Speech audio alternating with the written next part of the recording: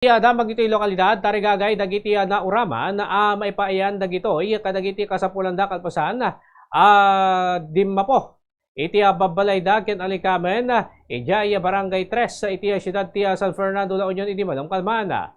Sigo kini Lea Flores agtagikwati may isa kadagiti balay na uram saan da nga amo no kasanuda mangrugi. Kinuna na nga malaksit iti balay da ket nairaman pay iti dua nga babalay na uram iti Kalmana. No pekasta ket kangrunaan nga kinkidawan daytoy ket dagiti materyales iti panangirugida kadagiti babalayda taraon ken lupota. Kapit na napalausmet iti panagyaman ni Flores agsipon ta awamet ni dangran kadakwada. Kasama nakaturog. Agpata kami pa lang, agpampanunod kami, no kami man nga agrobi. Siyempre, awan talaga pulis, ti halos na alam yung ultimo dagitay badbado, awan talaga. Ti bagbagak lang, kaya tayo. Nanos kami, no anyaman ti, adan tulad ta ti mangtulong pada kami.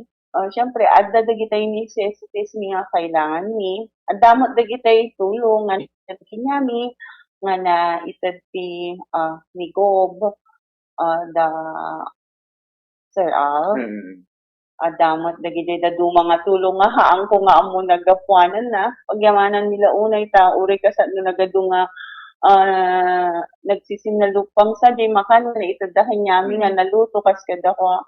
Pero syempre adalat ta di kailangan mi nga nagitay mausar mi nga pangbado.